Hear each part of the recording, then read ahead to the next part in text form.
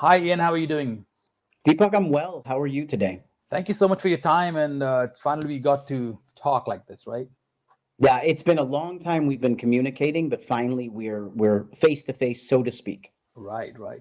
So please tell us where you were born and what was your childhood like. Great. Well, first of all, I want to thank you so much for having this platform right here.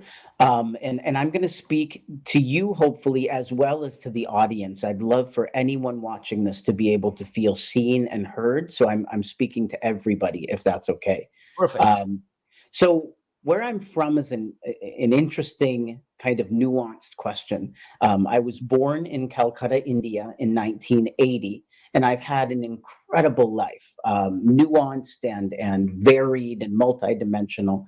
But born in Calcutta, I was then quickly abandoned, so to speak, by my biological mother. I don't have any biological father information. And I was in an adoption agency or an orphanage called International Mission of Hope. And then I was adopted by an American Canadian family. So my mother's roots are in Canada and in England, and my father is from the Seattle area. And I was adopted as a little baby, a very tiny, low birth weight baby, premature baby. And I came to the US and was started my time in the US in Washington State. And then quickly, when I was age 3, moved to the East Coast to outside of Boston. Very nice. So growing up outside of Boston, I remember you saying somewhere that there was a place called Natick. Yep, Natick. Natick. And what was it like to grow up as a brown child in a white land? Well, it's interestingly similar in some ways to today, in that it was somewhat of a diverse culture, but there was still racism that exists. And at least in my opinion, right now, although things, maybe are getting better, there is still definitely palpable tensions between races in the US. And so at that time in the 80s, it was a very kind of white society in Natick, a very loving and accepting society in many ways, open minded in many ways, but definitely not racially diverse at that point. Mhm. Did you ever feel like you look Indian, of course, right? But you grew up with parents who were not Indian. Did people ever or kids in school thought that you from India and talked about gave you Indian references and you were able to? I mean, of course, you will not be able to connect, right? I mean, like any Indian. How did that feel? Well, that was the crux of it, is that I wasn't able to connect. So, innocent child questions came often, is that your mother? Is that your father? Because I am brown and they are white. And so that was pretty significant.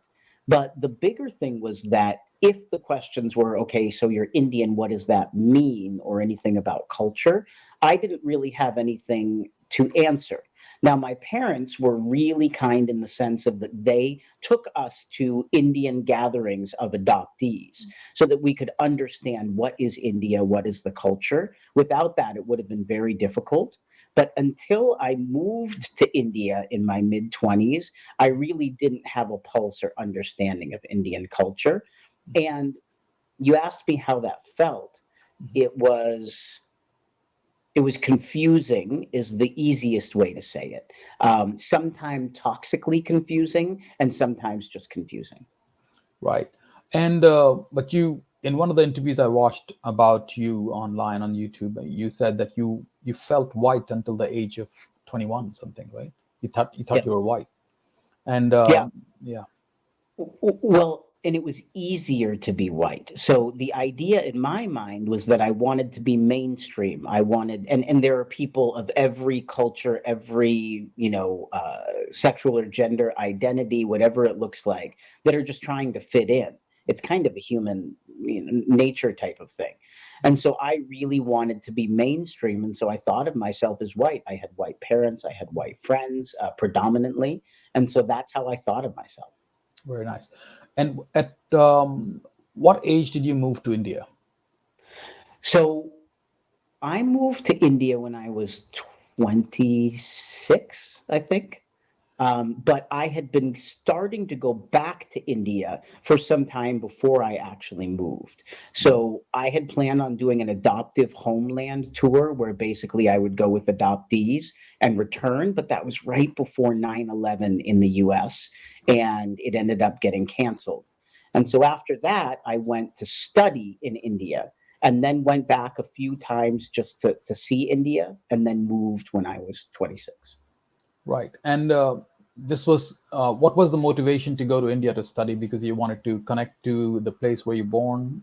Oh, Yeah, it's as simple as that. I wanted to connect to India, wanted to know more. mhm, There's a book that a lot of adoptees read called The Primal Wound, mhm, and a lot of people in general. And it's about the idea that when you're adopted or when you're from another culture, there's a part of you, sometimes you can put vocabulary with, and sometimes you can't, that is yearning to know more about or to be connected to that place. And there was definitely that inside of me, even though I had a fantastic life with great parents and was in want for nothing. There's still a part of me that said I need to be connected to India. mhm. Thank you. So you also have a degree in Masters in Social Work, is that right? Correct. And you already had that degree before you went to India. I did. Actually, I was beginning my connection with India while I was doing my master's in social work and then all my field work afterwards. So I did my master's in social work. And in the beginning of it, I said, you know what? I need to go and work with children in India because I had a proclivity of kind of in the helping fields. Mhm. And so I started a business plan in the middle of my master's saying, okay, I want to move to India. What will I do? And the idea was to start a foster care system in India. And Mhm. so that unfolded through my master's and through my foster care work in the US before I moved to India. And would you tell us about what was your experience like being in India for an extended period of time, and how did you mingle? How did you mix? And was it easy to mix, or was it were you still like you thought like I look Indian, but I'm not one of them. Yeah. Um, for anyone that's listening, I think it's really interesting to think about any time that you've been in a new place. So, did you move to a new place? Did you visit a country, somewhere that is not familiar to you at all? And that was the feeling that I had. So when I moved to India, I knew very little Hindi. I knew very little about, what makes culture tick. How does it work? What are the rhythms within culture? I didn't know a lot of that at all.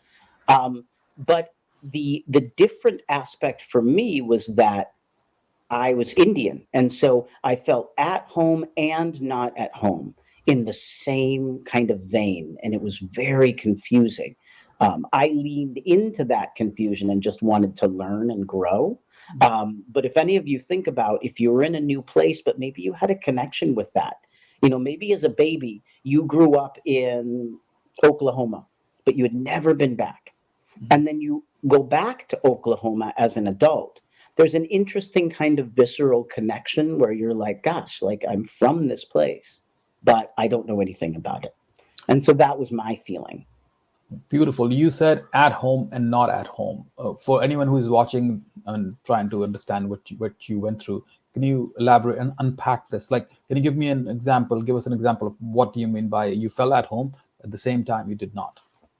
Yeah, it was this interesting kind of tug of war, or at least dissonance within my psyche, within who I am, in the sense of that when I got to India, I felt not at home, meaning that everything was new. Language was new, didn't know how to get around, didn't know how to, what were the foods, what did they look like, how to cook things, everything from A to Z. I wasn't sure about.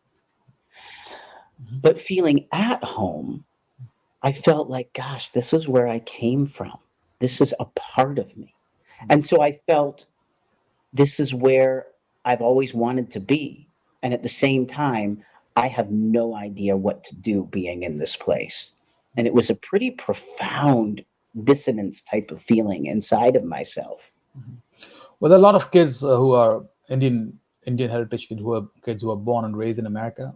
Even they might have the same feeling, but at least they have some family, extended family in India. Too. But you did not, right? And all your family was in America, so it was extra probably, disconnecting. Might have felt extra disconnect, in India, but you also felt like this is where I was born. This is who I am. This is that's why you mean by feeling at home, right? Yes, and I draw a correlation. So those who are Indian kind of descent, Indian descent, but grew up in the U.S. or a country other than India, Mhm. um, I think they feel something very similar, as I think you alluded to. And I think of my children now. So we have my wife and I have a 7-year-old and a 2-year-old.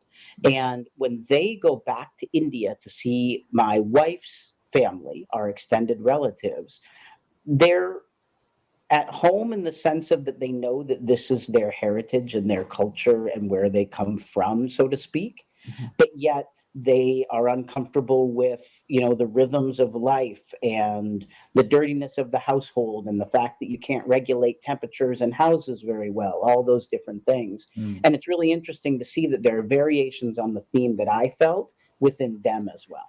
Right, very interesting. So now you are you also married, like you just mentioned, you married to a woman who's from India. Like she did not grow up in America, right? And Correct. do you want to talk about that a little bit? How did that go? How did you meet her, and how easy was it for you to convince her parents that you wanted to marry her, or you don't feel comfortable? We can edit it out if you don't Oh gosh, I'm so excited to say this. It might take a couple minutes, and want. I'm going to be pretty raw and real Yeah, about the entire aspect of it, just because I feel like I want to speak to the people that are watching. sure. Um, I want to say to anyone, no matter what is your faith, no matter how you present yourself and you live your life, I'm not telling the story in any way to say this is how you should be or how you should think, but I'm just telling the story of how we approached everything. Mhm. So it's a crazy story. I can't wait to tell this. Okay, Mhm. so when I moved to India, I was single. I was just kind of thinking through what life looks like, and I wasn't necessarily looking for a partner. I was just trying to figure out this next chapter of life. And my wife, Nargis, was from Uttar Pradesh. It's a state in India, and she had moved to Delhi during her childhood.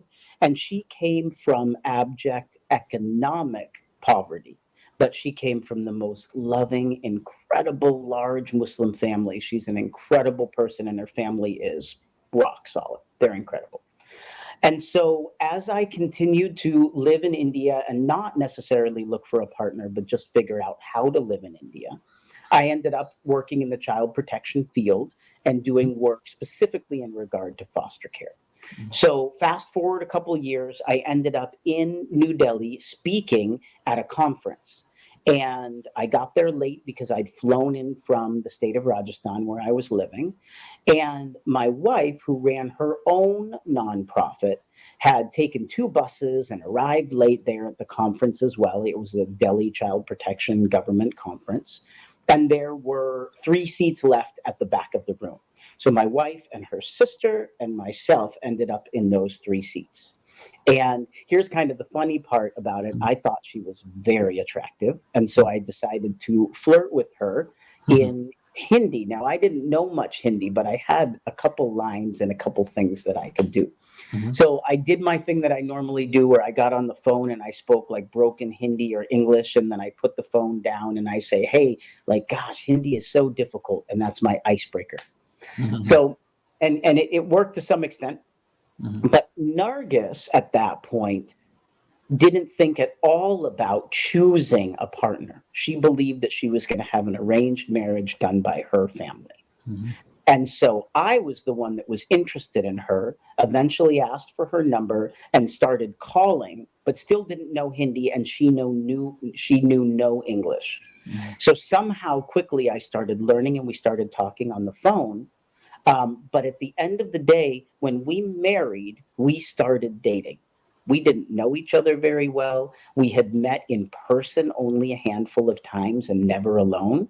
Mhm. But the big thing is that to a great extent, I identified as Christian Science, which is a different religion, and she identified as Muslim. Hmm. And so, in order to convince her family, I eventually, when I was at her house one time, went up to the roof to talk to her father. And in broken Hindi, I said, I would love to marry your daughter. I love her. And he went to the mosque, he prayed about it, and realized his whole community would leave him if we married. Mm. And he came back after a few months and he said, I fought my community for the education of my girls. I will fight my community for their happiness. And he Wow. arranged our marriage. And it was an incredible thing. Nargis cried the whole time because many extended family members didn't come to the wedding. Mhm. But we married. My American family came over for the wedding. It was really a beautiful thing. And time has healed all of those things. And so we're a mixed religion, mixed culture, mixed background, mixed everything marriage. And we're coming up on our 10-year anniversary. We've got two kids. We serve the world in great ways. We've moved to the US, and we're flourishing. Congratulations on your upcoming anniversary. And also, yeah, what an incredible story. Her father must be a very brave person to, fight all the society and her and his relatives and go for the children's happiness and education. What a man! It's very inspiring story. I mean, and also for you to not know what you're getting into, because in America people date and then marry, right? You married and then dated. So it was Exactly. And to my family as well. So my parents as well were so brave and faithful in right. that they said, okay, this is the right thing. They flew over, they didn't know the same religion, all of those things. And it was just a fascinating thing. My father, who has been, identified with the Christian Science religion all of his life, went to the mosque to pray before the marriage with my father-in-law. I mean, that's big stuff. That is amazing, and you looks like you have amazing, amazing parents. Right, they're very accepting, very, very kind people. Yeah. Well, thank you so much, and I would like you to tell us a little bit about your work. I mean, you of course, this you're very passionate about what you're doing. Yeah. So I'm grateful to share with everybody the work that I'm kind of lucky enough to do every day. It's amazing. So, but it was a very humbling journey. So all of my life, I knew I wanted to work with children. I wanted to do something with India, but I wasn't quite sure what all of that would look like. And while doing my master's, I stumbled into the foster care field. And in the US, I worked in the foster care field for some time. I realized that in the US, foster care has many challenges. But I loved the essence behind foster care, the idea that a child could be within a family setting, within the community, while permanency was being sought after. And I liked that, the kind of essence of it all. And so I did a Google search in India to see what is going on with foster care and realized there wasn't much at all. So I decided that after writing my business plan that I alluded to before, that I would move to India and begin working with others to launch a foster care system. And that's what I was lucky enough to do. But here's the humbling part of it.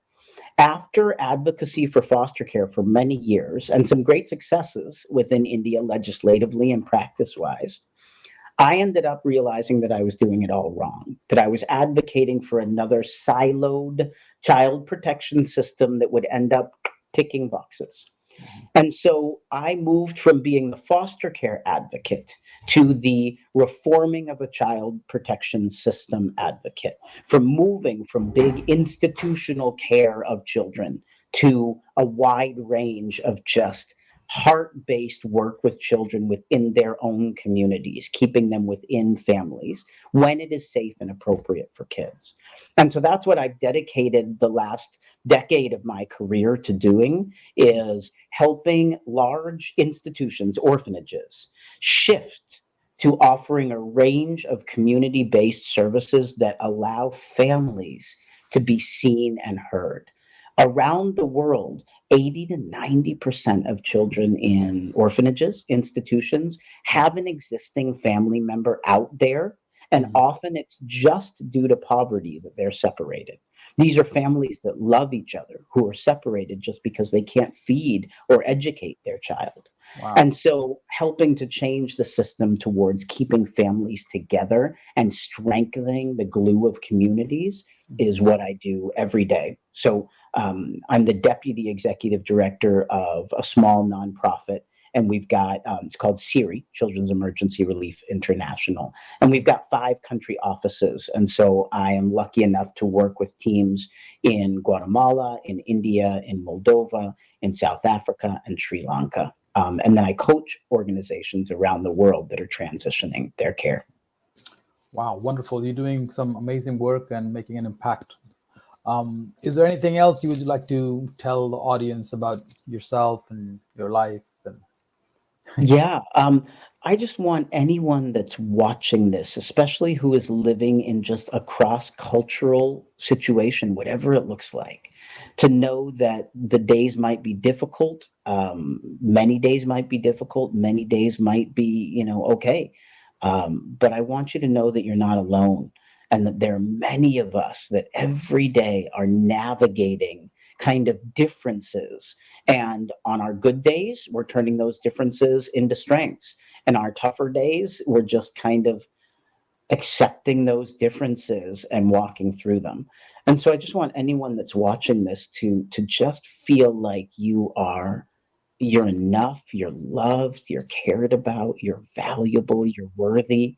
And just know that my wife and I, our kids, our families, we're constantly, going through the ebbs and flows of cross-cultural, multi-dimensional living.